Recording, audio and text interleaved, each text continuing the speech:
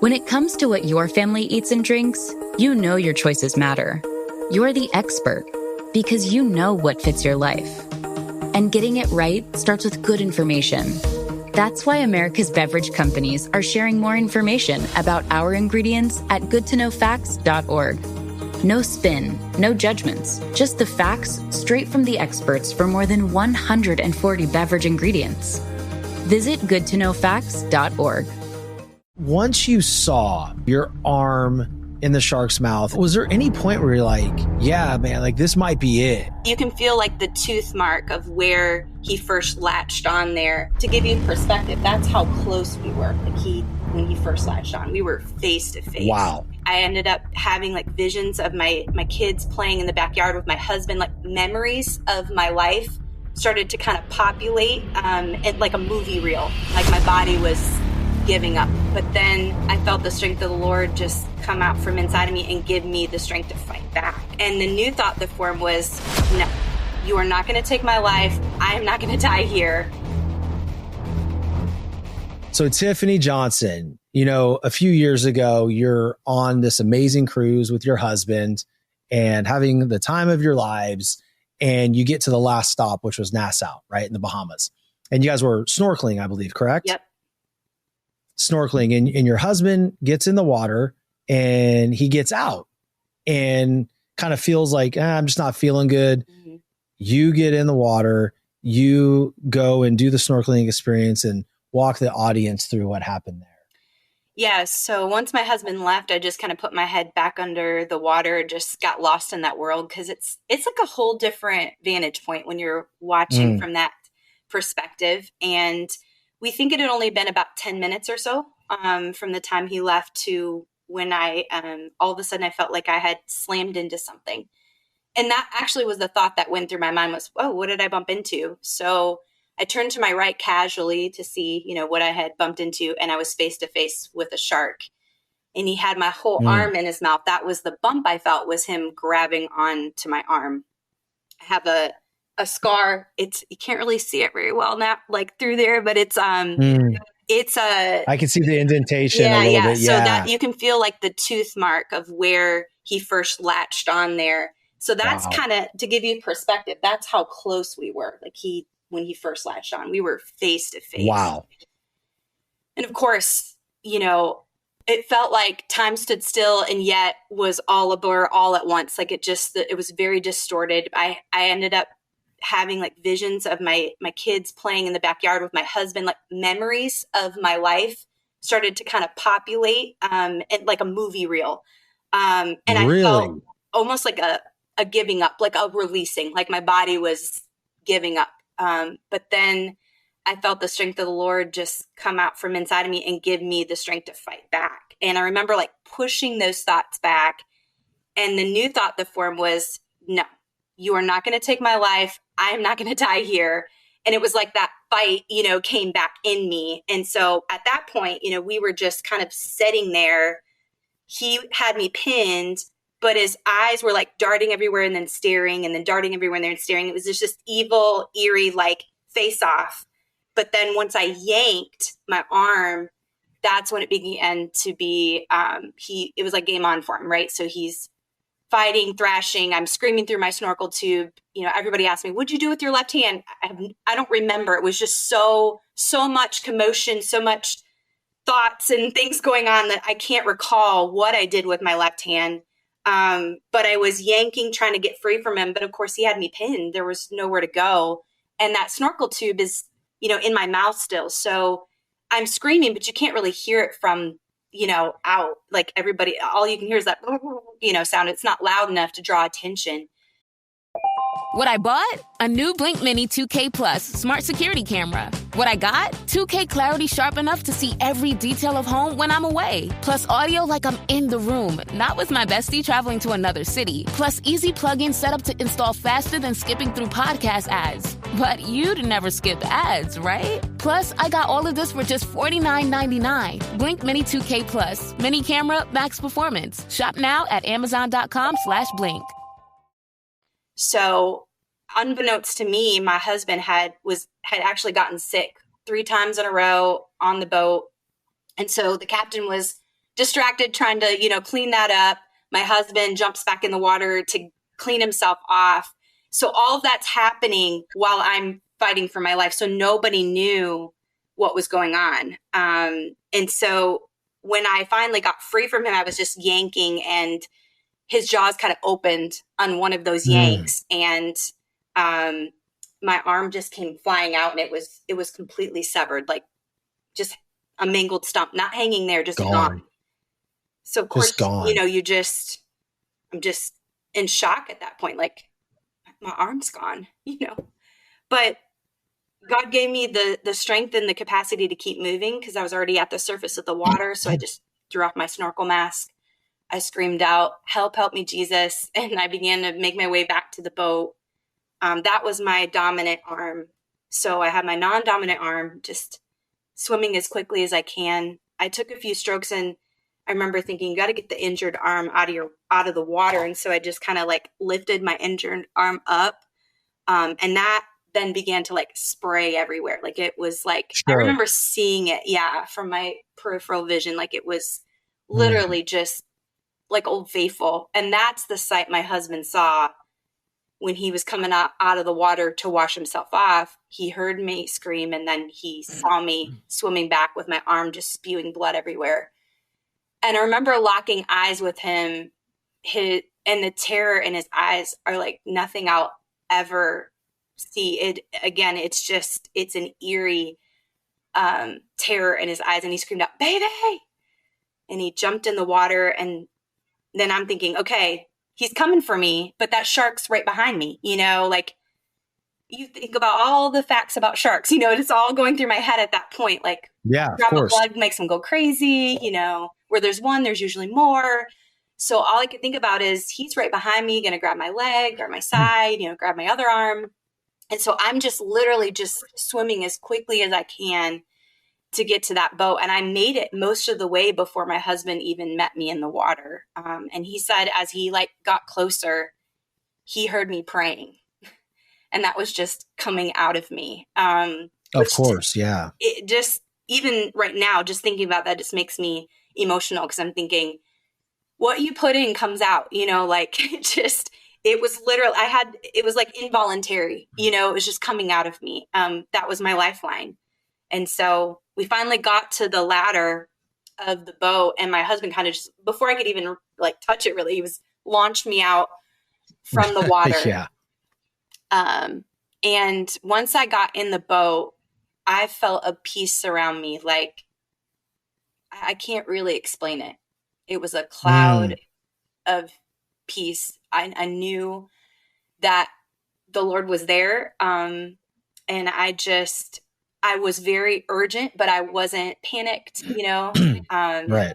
And I just told him, you got to get something to stop the bleeding. And we found out there's no med kit, no tourniquet.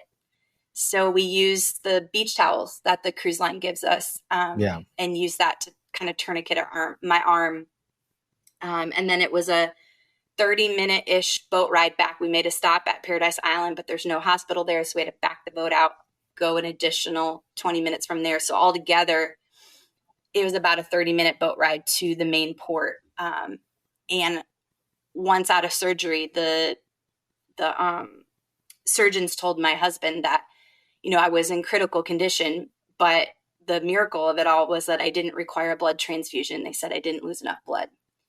So that's wild to me, right? Like, just from the sheer description of your injured limb out, like you said, Old Faithful, obviously you would, it begs the question, like, yeah, absolutely. You would need a blood transfusion. That's incredible to me. I have a couple questions surrounding that. Like, once you saw, your arm in the shark's mouth, and when you finally were able to rip your arm out of the shark's jaws, was there any thought like, okay, like the worst part is over. Like, I'm going to get through this. Like, cause I know your faith, right? I've done background, and I know that, that if it were to happen, where you were going, and you'd be at peace with that. Right. But was there any point where you're like, yeah, man, like this might be it. Like, this really truly might be it. Even after that spirit came over you, right? Like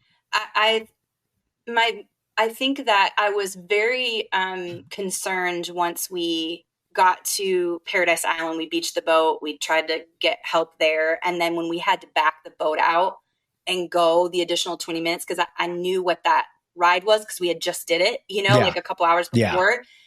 That's when I had that sinking feeling like, oh gosh, this is not good. But I tried not to let my mind go there because I knew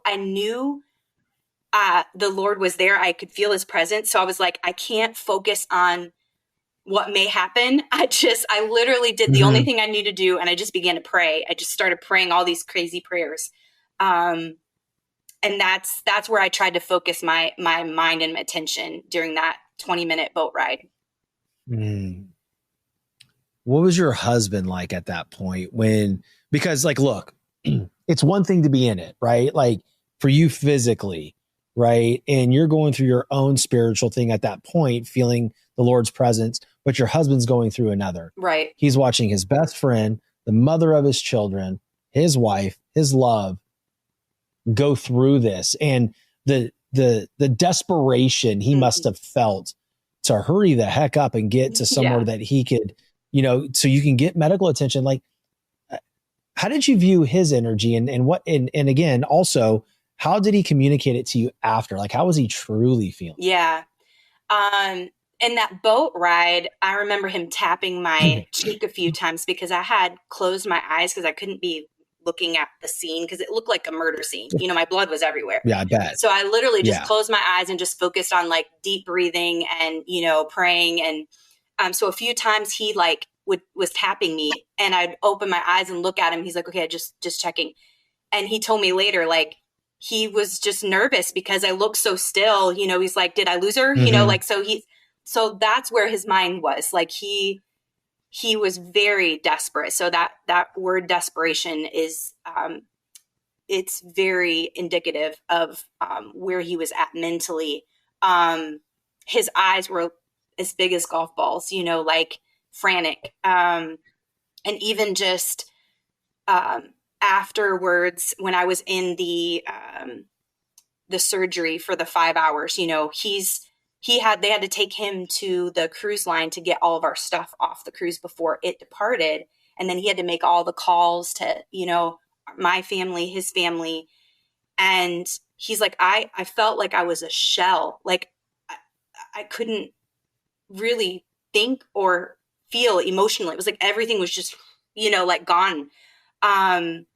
And there was a part of him that was just so angry because he's like, why is this happening? Like, why is this happening to, my wife, my best friend, like you said, like there's a part of him that wanted to be so mad. But then there was this other part of him was like, but I know who God is. And, I have to trust that he's in this and he's saved her from the shark. So like, while she's in surgery, like he's got her there, it was just like this wrestling back and forth. And he told me that later he had gone to Burger King in between.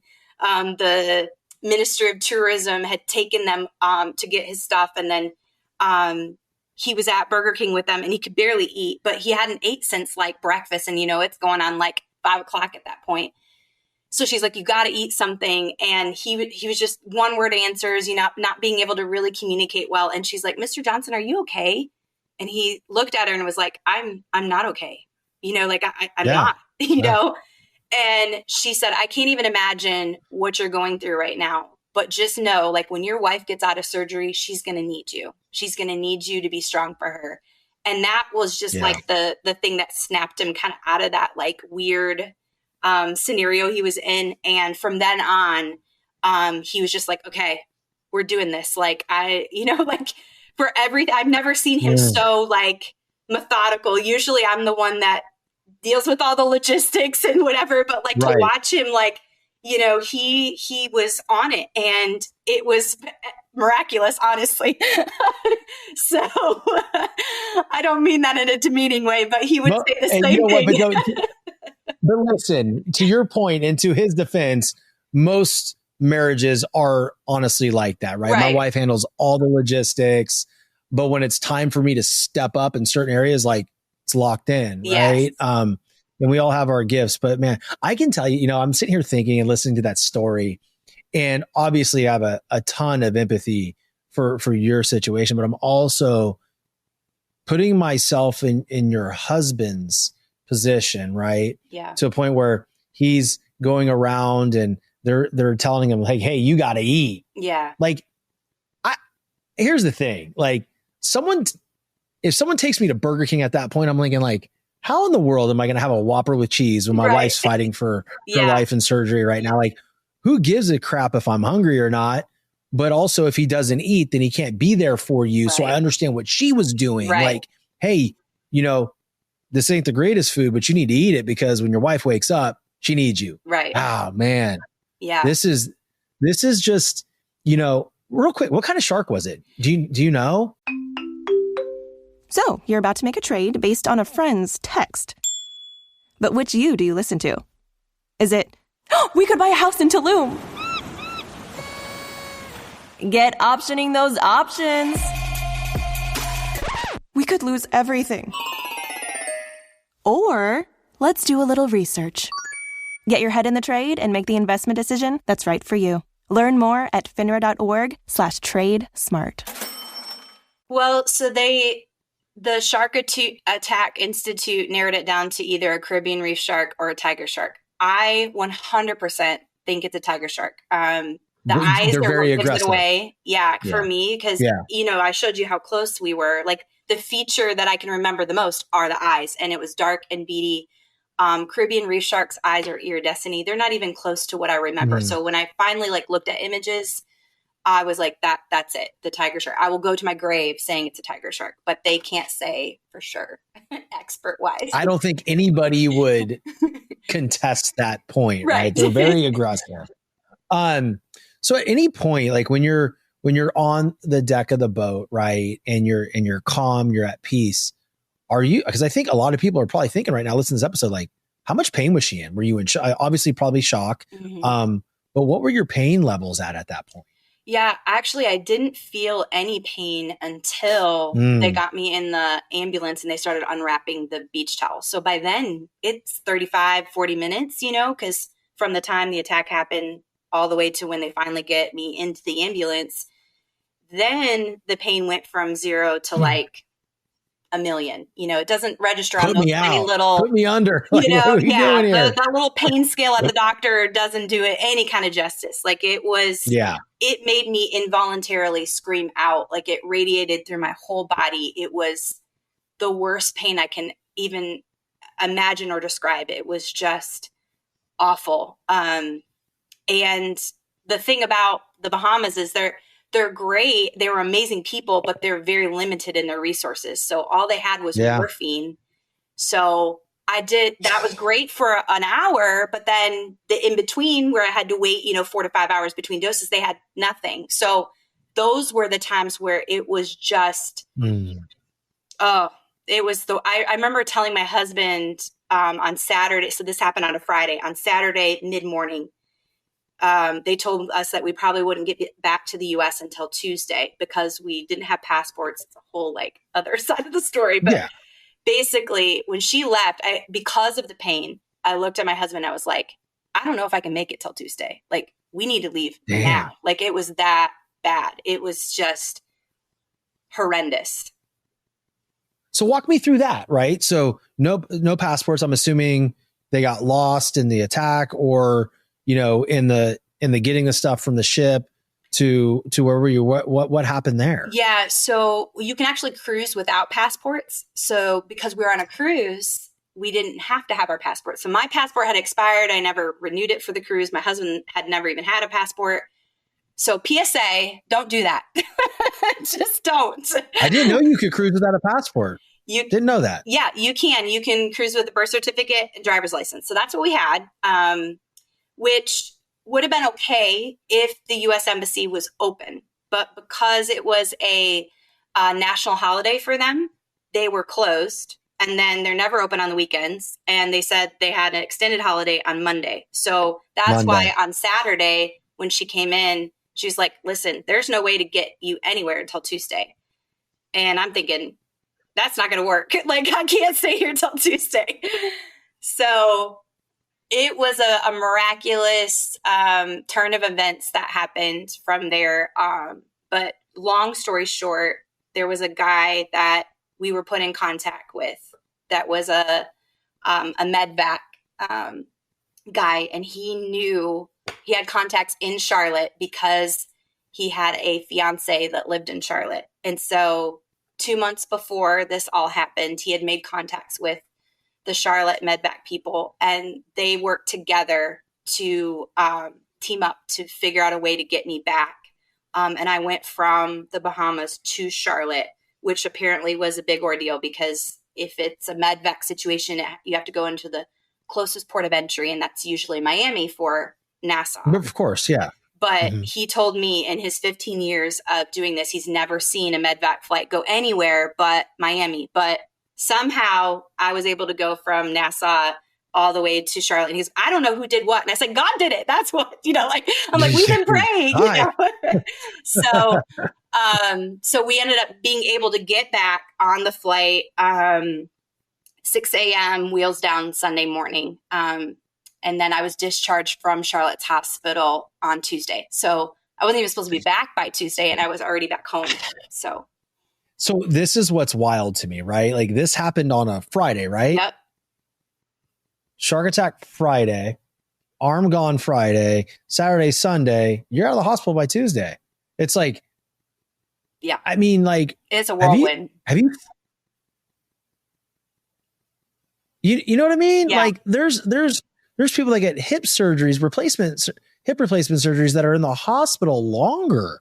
Like, that just, this is so interesting to me because, like, I'm going to tell you a story. Yeah. Okay? My business partners, which also one of my closest friends, says like, hey, I'm going to get you to surf. I'm like, yo, dude, you're not going to get me to surf. Like, I'm just going to be straight up with you. You're not going to get it done. And like, I don't like to take extra risks. And, even when we go to the beach here, because I'm in Southwest Florida, and I feel as though, Tiffany, these shark attacks are happening much more often. Yeah. In fact, earlier this month, when I was out in California, a 9-year-old girl, I think it was Boca Grande, right, or somewhere around there in Southwest Florida area, got her hand bit off by a shark, but then, enough to reattach. But like a 9-year-old, like these things are happening. And I always tell them like, nah, man, like, you're not going to get me to do these type of adventurous things. So I don't even like going to the beach. And when my kids are in the water, I'm like, I look at my wife and I go, babe, like, they're too far. Like, they are way too far. I've fished on this beach before. Right. And of course they're nurse sharks that, usually that far in, but I just feel like it's happening more and more often. Have you noticed that lately? Yeah, absolutely. I think also because I'm a shark attack survivor. It's like when you drive a brand new car and then you start seeing your car on the road, like that's, so some of that might be, they might be as frequent as normal, but it feels, I don't know, but I do believe that it's definitely been happening a lot more. Like there was just 2 in Hilton Head just this last week. Oh, really? Yeah. So it's kind of crazy how close they're coming to the shores. I think that's the thing that's a little scary about it because where mine was, it was out in the middle of the ocean, like I'm in their territory kind of, it wasn't a reef. So it was 10 feet of water that probably shouldn't have been there, but I was still out. Whereas these other ones, attacks happening right beach level, that's like, that makes me super nervous. Yeah, me too. It's like I said, it's just one of those things that I think it's when you live in this area that we live in, I'm sorry. Everybody says it's so rare. I'm like, well, if it's so rare, then why does I feel like it's happening more and more? And it's like, maybe in my opinion, like maybe overall the percentages are low. Like they're saying you have a better chance of getting struck by lightning twice before you get, attacked by a shark. It's like, I think we're closing the gap here. Yeah. And I don't know what it is, Tiffany. I don't know. Is there, so, and I don't, I was only asking that because, or even implying because I didn't know if like you were a part of a community of people that, support, that have gone through the same thing as you, if there's any theories from, what are they, a marine biologist, like, hey, these are the reasons why they're coming closer, why they're happening more. But I mean, I guess if it's not a thing. Yeah. I mean, I was on a segment for the Discovery Channel, and the segment that they had me featured in was to kind of dissect that, like, why is this happening more frequently? I guess in Nassau specifically, in that greater area, they were like bing, bing, bing. And I was like the start of it. So they had kind of threw out some suggestions and theories during when they actually asked me all these questions pre-interview to see if it would like fit. But nothing that they threw out really I didn't at least notice. Like, they're like, was there more trash in the water? Was, the water, did it feel warmer? Did it, like all these different like scenarios.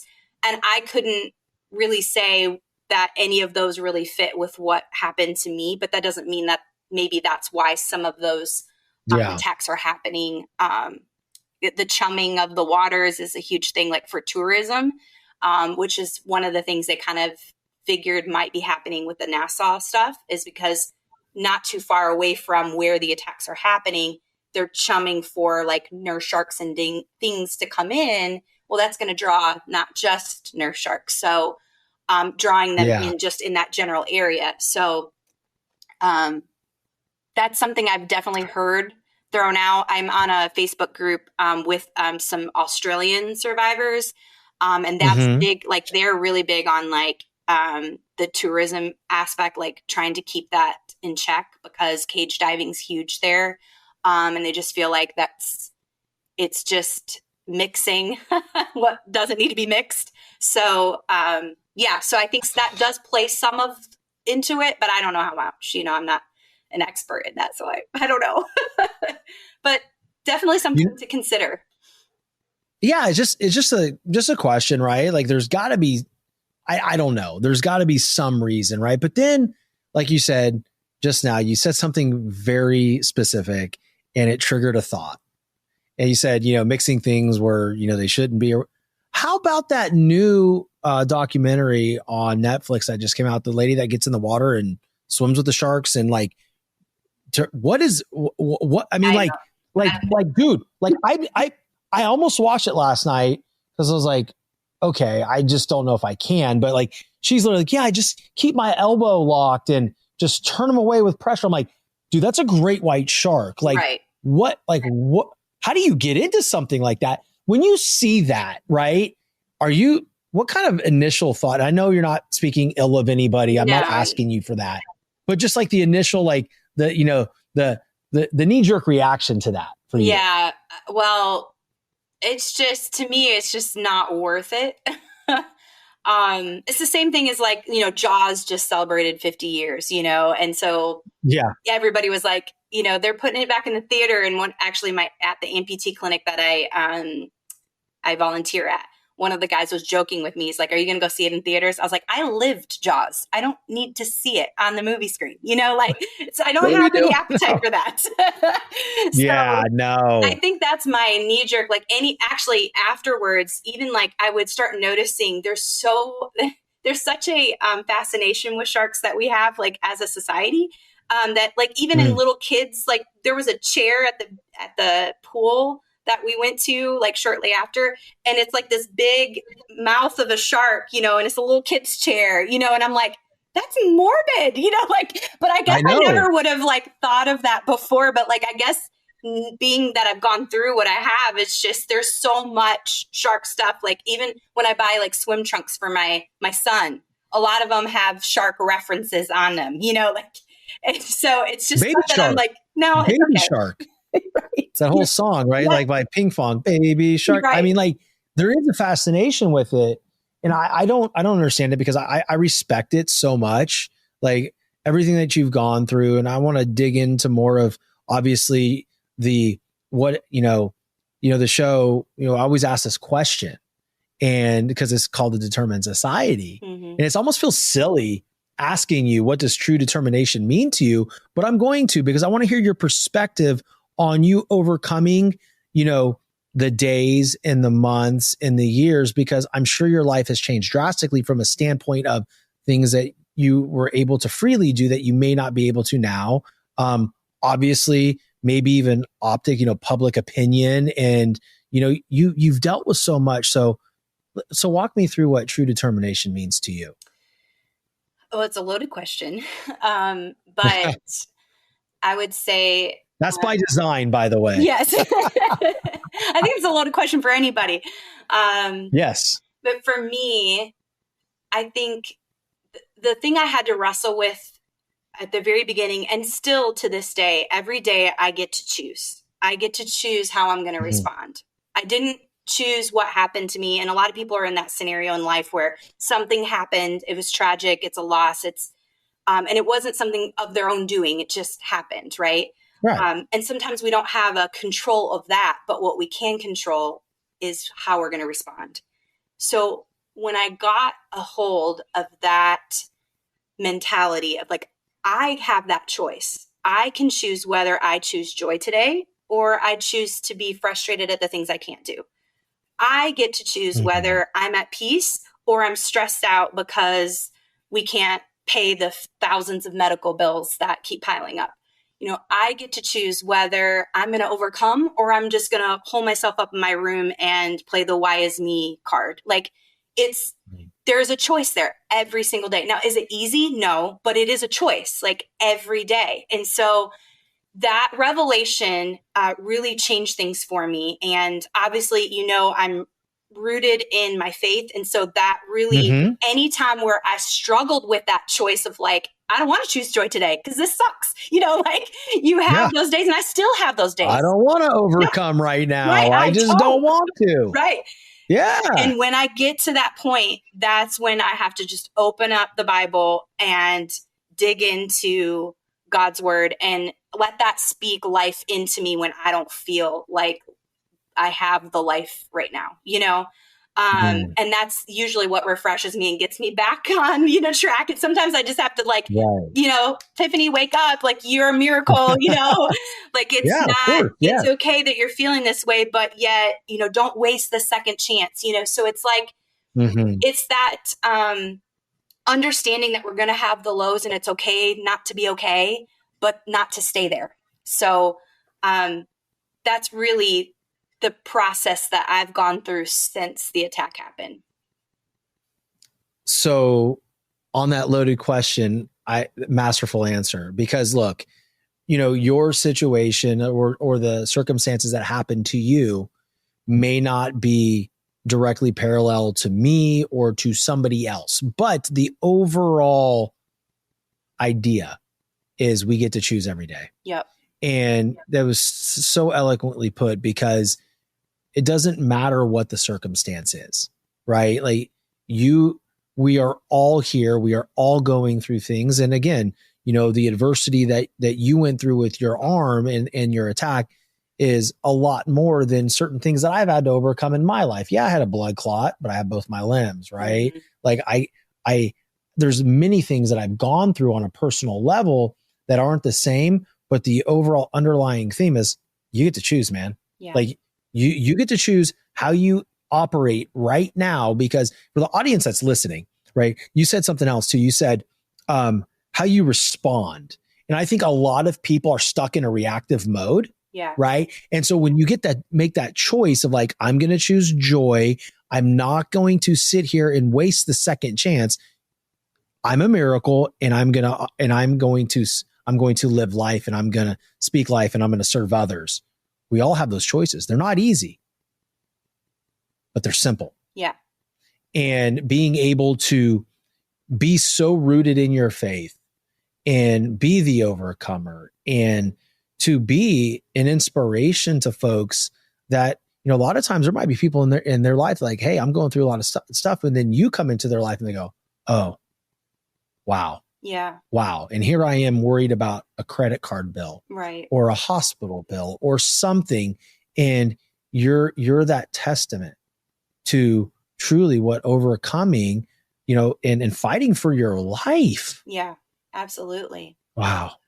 And you honestly And don't know who's watching. Like, I get the no. privilege of hearing some of these stories of people because of what I've gone through. People feel a little more free to like share, like, hey, you know, you really are inspiring me to XYZ. Or like you just said, like, I was struggling with this and I see you up there, you know, no, it looks like you don't have a care in the world. And it makes me have a reality check. Like, you know, this is okay. So I get the privilege of hearing some of that just because of the nature of my story and the platform that has come in result of that. But I will say that I think this has opened my eyes to see that like people watch you, you know, they do, you don't know the impact you have on people by just your smile on your face, or just by greeting somebody and complimenting somebody, or, you know, like, and a lot of people, especially if you know somebody's story and then you see them do something, you know, that really speaks volumes to people, and they may never, ever tell you, but they're watching and you have an impact, whether you know it or not. And I think that has also resonated with me in this whole journey. It's like, gosh, we have more, there's just so much possibility to be able to be a blessing to people that I think we just take for granted. So that's what I honestly do admire about you, because, you know, everything that you do is serving others. Right. And, you know, your organization, Be An Overcomer, like that is a platform that was created out of this, right? It wasn't there prior to Correct. that. Right. So walk the audience through that, because I think also too, and I don't want to speak for you, but from outside looking in, you know, that's part of the healing process, right? By you serving others and focused on them, not you, that has also helped you heal, which allows you to make that great impact in society and in your ministry. So walk us through that. Yeah. The organization kind of developed just as things progressed from the attack. So, you know, obviously the media storm was huge at the very beginning.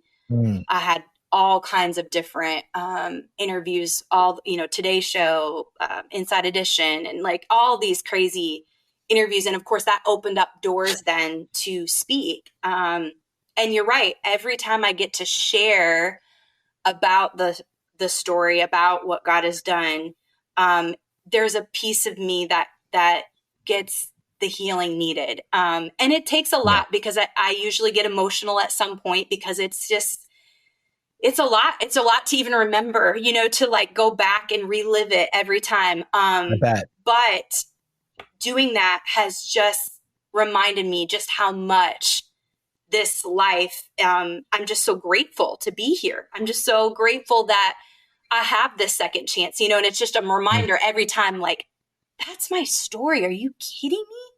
That's crazy. You know, like it makes me in awe, and it's my story, you know? So, so just being able to share it, in all the different ways. And that's kind of how the ministry came about, is that I was sharing it so often. I was getting, invites from a lot of churches, but even corporate events, and lots of options to speak and share, some in a faith aspect and some just to be inspiring or to show people what overcoming looks like.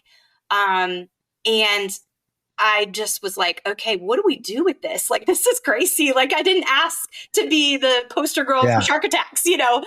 That wasn't on my resume. That wasn't on my wish list. Yeah, it really wasn't in my 5-year plan, you know, like that wasn't something on my horizon at all. Man. And so but because it was kind of organically happening, you know, my husband and I just submitted it before the Lord. We're like, okay, God, should we do something with this? Like, you know, I feel like there's this opportunity, but I didn't want to just make it into something that for my benefit. Like this wasn't about me. Like I wanted to be able to share it, to help others. And so we've decided to go ahead and put a name on it after a year of kind of going and speaking, and came up with Be An Overcomer Ministries. And really the aim is just to spread joy to others, you know, to shift your perspective. Like I was talking about, you know, you may be in a funk because of situations, but you get to choose. And what does that look like? What are the practical steps for that? You know, and that's turned into all kinds of different avenues. I speak at public assemblies for schools. Like I said, I still volunteer with my doctors in the amputee clinic once a month.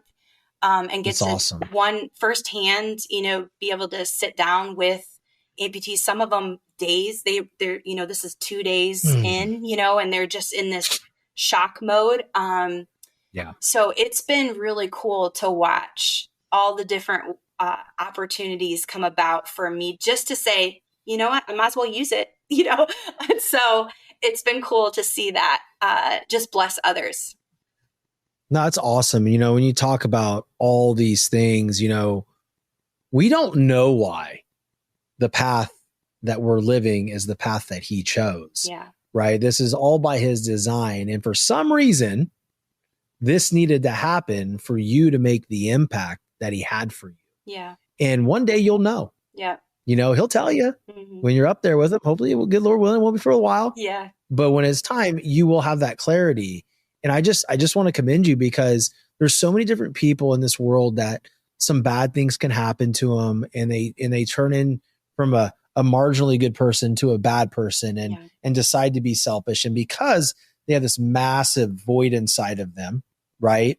They go on and hurt others. I mean, I did it as a young, you know, athlete transitioning out of Division I college baseball, and I had an identity crisis. Well, you know, like I hurt people because I had this massive gaping void inside of me that it cost me all my relationships until I figured out like, hey, yo, man, this isn't how you're supposed to be. You need to serve people. You need to be a better person. You know, all of these things that happened to you were there so you could be stronger, so you can impact somebody. Yeah. And so I appreciate your perspective, not even just your perspective, just how you're living, you're being it. And I can see it in your eyes, right? Because I do this enough to where when I'm talking to somebody, someone can tell me I feel joy and I know if they're telling me the truth or not. Yeah. Like your children, how old are your children, if you don't mind me asking? Yeah, now they're 13, 12, and 10. So 8, maybe, right? Was the oldest one 8 when it happened? So the oldest one was 5, about to be 6, because I'm going on year. Oh, okay. Yeah, so I celebrated 8 years this June 2nd. Okay. Oh, yeah. Wow. Yeah. Oh, wow. 8 years. Yeah. I don't know if that's a happy anniversary, but you know, it's some type of anniversary. It is because I'm here. You're here. You know, so exactly. Yeah. Every June 2nd, I try to take some time to really just reflect on like the goodness of God, because I shouldn't be here and I am. So I'm thankful for that. Amazing. And so I have a question for you. Do you truly feel that your kids know that they live with a superhero? like do they get, I mean, like they're looking, I mean, like they're superheroes on the screen, but they have a mom that literally went through hell and back in this, and they get to learn from you. They get to see who you are. And you got to think too, it's like, what greater impact am I playing on my children because of this? Yeah, honestly, they're one of the reasons why it didn't take me long to get out of the funk, because they still needed me, you know, and they were young. Like my youngest was 1, about to be 2. So she had no comprehension of what was going on. So, man, you know, she still needed me to change diapers and I didn't know how. You know, it was like those things that, like, as a mom, I was like, that doesn't go away just because this happened. So they're really a good reason why I was like determined, like, I am not going to let what happened to me impact them. Like, I can deal with me, but that it cannot touch them, you know, like, so we were really careful even on how we talked. Like, we didn't share with them the details of what happened right away because they were so young. So we waited 2 years. And in that 2 years, they did exactly what you just said. They watched me. Right.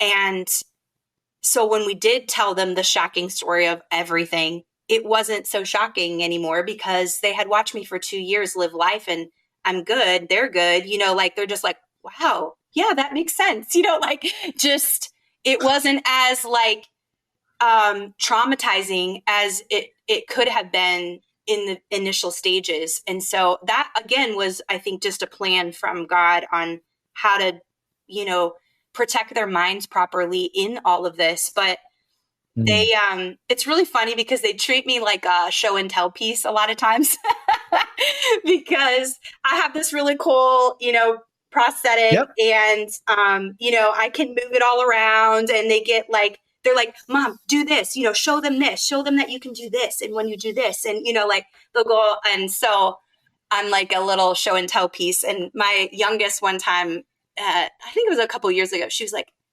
Mama, are you famous? And I'm like, I mean, kind of, I guess. I mean, I've been on TV and stuff. And she's like, I think you're famous. I'm like, okay. If you think I'm famous, that's great. So isn't that great? It's so cute. Kids are funny because, you know, with everything I do, it's, you know, it's turned into a really big platform and I'm grateful for it. When my kids are like, oh, you're a celebrity. Like, guys, no, I'm not. Like, right. No, I'm not. I'm dad and but clearly definitely not a celebrity yet, right. Right. But like we do good work. We bring great conversations to the audience and the audience respects us because of that, because, you know, there's one thing to have a platform and spread untruths or toxicity. Yeah. I like to bring stories like yours to the listener so they can have that epiphany. Like there's someone listening right now, right? And if you think I'm talking to you, I am, listener, watcher, viewer, is they have been going through something today that they don't know how to get out of. Yeah. And it can seem like Mount Everest for them to overcome it. And it's almost like when they feel like get to the peak of the mountain, the finish line changes and it gets bigger and bigger. It's like a treadmill. They never stop. What I'm hoping that they take from this is that they get to choose how they respond and they get to choose how they give back and they get to make the choice on how they're going to live their life moving forward and not let any type of obstacle or adversity dictate how they live and how they operate. Yeah. And that, you know, wow. I mean, I tell you what, you know, what's your relationship with water now? This episode is brought to you by State Farm.